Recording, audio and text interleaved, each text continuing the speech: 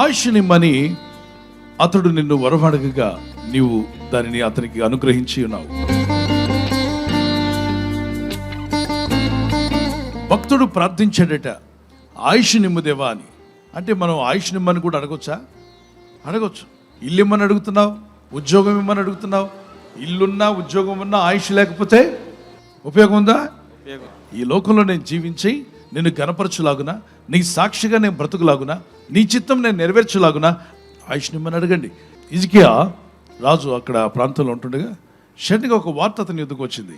యెషయా గ్రంథము 38వ అధ్యాయం 1 నుండి 15వ వచనం వరకు. ఆ ప్రవక్త వచ్చి అన్నాడు, నీ అరికాలలో పుండు పుట్టిందా అని అడిగాడు. అవునండి, పుండు ఉందండి అన్నాడు. ఈ పుండు ఎప్పుడు పోతుందో తెలుసా అంటే తెలియదు అన్నాడు. ఆ పుండు నీ మరణంతోనే పోతుంది.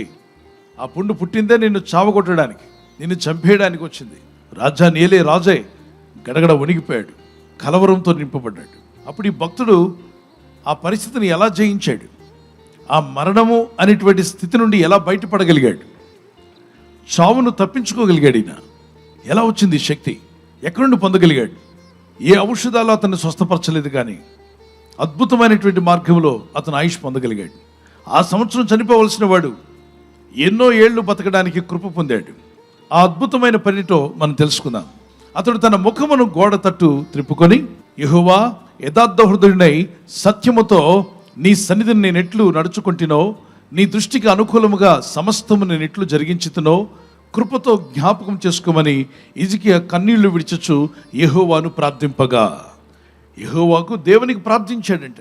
మీ జీవితం ఒకవేళ అంతానికి వచ్చినట్టుగా కానీ, ముగింపుకు వచ్చినట్టుగా కానీ, సమస్య తీరదు అని అనిపించినప్పుడు కానీ, నీ వల్ల కాదు ఈ సమస్యను తీర్చుకోవడం అని నీకు అనిపించినప్పుడు కానీ, ఇక నా జీవితంలో ముందుకు సాగలేను, సాధించలేను అనేటువంటి బలహీనమైన ఆలోచనలు నీకు వచ్చినప్పుడు, కలవరం నీకు కలిగినప్పుడు, ఈ భక్తుడు చేసిన పని నువ్వు చేయి. అతను గోడ దగ్గరికి వెళ్ళాడంట. గోడ వైపు తిరిగాడు. అంటే మనుషుల వైపు తిరగల, ఏ మనిషి వైపు తిరగకుండా దేవుని వైపు తిరిగాడు. కన్నీళ్లు కార్చాడు, ప్రార్థన చేశాడు, విన్నవించుకున్నాడు. అయ్యా, నాకు స్వస్థత కావాలి, నాకు విడుదల కావాలి, నాకు ఆయుష్ కావాలి అని ప్రార్థన చేశాడు. ఆయుష్ నిమ్మని అతను అడగగా నువ్వు అతని మొర ఆలకించావు. ప్రార్థించినప్పుడు దేవుడు ఆలకించే దేవుడట. 2 Kings chapter 20 verse 5. నీవు కన్నీళ్లు విడిచుట చూచితని, నీ ప్రార్థన నేను అంగీకరించాను, నేను నిన్ను బాగు చేస్తాను. అంటే బాగుపడడానికి ముందు 2 జరగాలి. ఏంటవి? కన్నీళ్లు విడిచి పశ్చాత్తాపంతో విరిగి నలిగిన మనసుతో ఆయన పాద సన్నిధి వైపు తిరిగి ఆయన సన్నిధిలో మొరపెట్టడం అనే అనుభవం ఉన్నప్పుడు బాగుపడే అనుభవంలోకి నడిపిస్తాడు.